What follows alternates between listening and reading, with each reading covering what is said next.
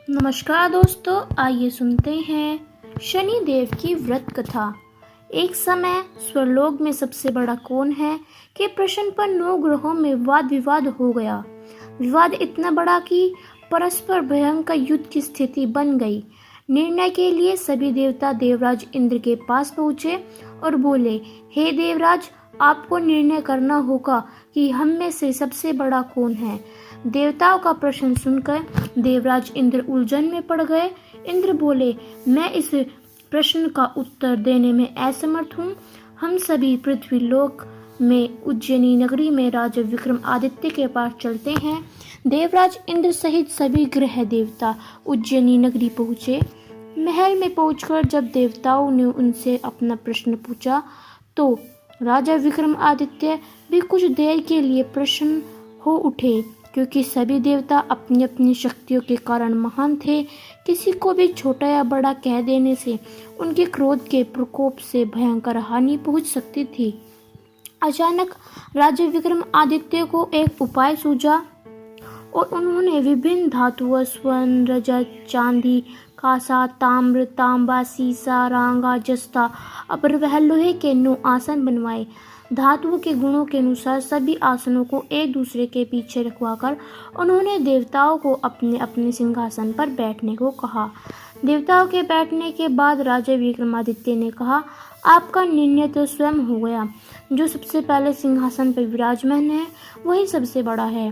राजा विक्रमादित्य के निर्णय को सुनकर शनि देवता ने सबसे पीछे आसन पर बैठने के कारण अपने को छोटा जानकर क्रोधित होकर कहा, राजा विक्रमादित्य, तुमने मुझे सबसे पीछे बैठाया और मेरा अपमान किया है। तुम मेरी शक्तियों से परिचित नहीं हो। मैं तुम्हारा सर्वनाश कर दूंगा। शनि ने कहा, सूर्य 1 राशि 1 महीना, चंद्रमा 1.25 राशि 2 दिन, मंगल 1.5 महीना, बुध और शुक्र 1 महीने, बृहस्पति 13 महीने रहते हैं। लेकिन मैं किसी राशि पर 7.5 सती तक रहता हूँ। बड़े बड़े देवताओं को मैंने अपने प्रकोप से पीड़ित किया है। राम को 7.5 के कारण ही वन में जाकर रहना पड़ा और रावण को 7.5 के कारण ही युद्ध में मृत्यु का शिकार बनना पड़ा। राजा, अब तू भी मेरे प्रकोप से नहीं बच सकेगा। इसके बाद अन्य ग्रहों के देवता तो प्रसन्नता के साथ चले गए, परंतु शनिदेव बड़े क्रोध के साथ वहां से विदा हुए। राजा विक्रमादित्य पहले की तरह ही न्याय करते थे। उनके राज्य में सभी स्त्री पुरुष बहुत आनंद से जीवन यापन कर रहे थे। कुछ दिन ऐसे ही बीत गए। उधर शनि देवता अपने अपमान को भूले नहीं थे। विक्रमादित्य से बदला लेने के लिए एक दिन शनिदेव ने घोड़े के व्यापारी का रूप धारण किया और बहुत से घोड़ों के साथ उज्जैनी नगरी पहुंचे।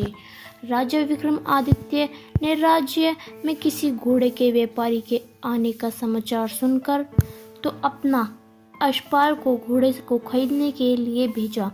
घोड़े बहुत कीमती थे। अश्वपाल ने जब वापस लौटकर इसके संबंध में बताया तो राजा विक्रमादित्य ने स्वयं आकर एक सुंदर व शक्तिशाली घोड़े को पसंद किया। घोड़े की चाल देखने के लिए राजा खुद सवार होकर वह घोड़े बिजली की घाती से दौड़ पड़ा। तेजी से दौड़ता हुआ घोड़ा राजा को दूर कर एक जंगल में फेंक गया। राजा को वहां गिराकर जंगल में कहीं गायब हो गया।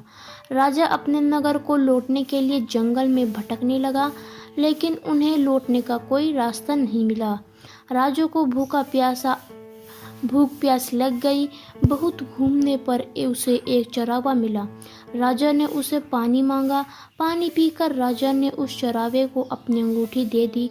फिर उससे रास्ता पूछकर वह जंगल से निकलकर पास के नगर में पहुंचा। राजा ने एक सेठ की दुकान पर बैठकर कुछ देर आराम किया। उस सेठ ने राजा से बातचीत की तो राजा ने उसे बताया कि मैं उज्जैनी नगरी से आया हूँ। राजा के कुछ देर दुकान पर बैठने से सेठ की बहुत बिक्री हुई। सेठ ने राजा को बहुत भाग्यवान समझा और खुश होकर उसे अपने घर भोजन के लिए ले गया। सेठ के घर में सोने का एक हार खूंटी पर टंगा हुआ था। राजा को उस कमरे में छोड़कर सेठ कुछ देर के लिए बाहर गया। तभी एक आश्चर्यचकित घटना घटी। राजा ने देखते देखते सोने के उस हार को खूंटी निकल गई। सेठ ने कमरे में लौटकर हार को गायब देखा तो चोरी का संदेह राजा पर ही किया, क्योंकि उस कमरे में राजा ही अकेला बैठा था। सेठ ने अपने नौकरों से कहा कि इस परदेसी को रस्सियों से बांधकर नगर के राजा के पास ले चलो। राजा ने विक्रमादित्य से हारे के बारे में कुछ पूछा तो उसने बताया कि उसके देखते ही देखते खूंटी ने हार को निगल लिया था। इस पर राजा ने क्रोधित होकर चोरी करने के अपराध में विक्रमादित्य के पास हाथ पांव काटने का आदेश दे दिया।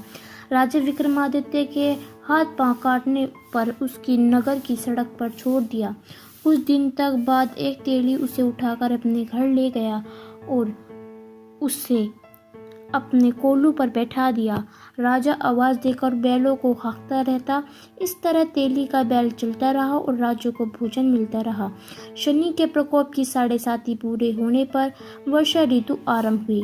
राजा विक्रमादित्य एक रात मेघ मल्हार गा रहा था कि तभी नगरी के राजा की लड़की राजकुमारी मोहिनी रथ पर सवार उस तेली के घर के पास से गुजरी। राजा विक्रमादित्य एक रात मेघ मल्हार गा रहा था कि तभी नगर के राजा की लड़की राजकुमारी मोहिनी रथ पर सवार उस तेली के घर के पास से गुजरी। उस मेघ मल्हार सुना तो उस बहुत अच्छा लगा और दासी को भेजकर गाने वाले को बुला लाने को कहा। दासी ने लौटकर राजकुमारी को अपंग राजा के बारे में सब कुछ बता दिया। राजकुमारी उसके मेघ मल्हार से मोहित हुई, अतः उसने सब कुछ जानकर भी अपंग राजा से विवाह करने का निश्चय कर लिया। राजकुमारी ने अपने माता पिता से जब यह बात कही तो वे हैरान रह गए। रानी ने मोहिनी को समझाया, बेटी तेरी भाग्य में तो किसी राजा की रानी होना लिखा है, फिर तू उस अपंग से विवाह करके अपने पांव पर कुल्हाड़ी क्यों मार रही है। राजकुमारी ने अपनी जिद नहीं छोड़ी। अपनी जिद पूरी कराने के लिए उसने भोजन करना छोड़ दिया और प्राण त्याग देने का निश्चय किया।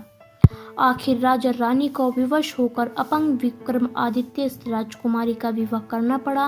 विवाह के बाद राजा विक्रमादित्य और राजकुमारी तेली के घर में रहने लगे। उसी राजसभा में शनिदेव ने राजा से कहा, राजा तुमने मेरा प्रकोप देख लिया, मैंने तुम्हें अपने अपमान का दंड दिया है। राजा ने शनिदेव से क्षमा कहने को कहा और प्रार्थना की, हे शनिदेव, आपने जितना दुख मुझे दिया है अन्य किसी को न देना।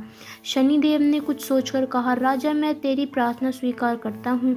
जो कोई स्त्री पुरुष मेरी पूजा करेगा, शनिवार को मेरा व्रत करके मेरी व्रत कथा सुनेगा, उस पर मेरी अनुकंपा बनी रहेगी। प्रातःकाल राजा विक्रमादित्य की नींद खुली तो अपने हाथ पांव देखकर राजा को बहुत खुशी हुई। उसने मन ही मन शनिदेव को प्रणाम किया।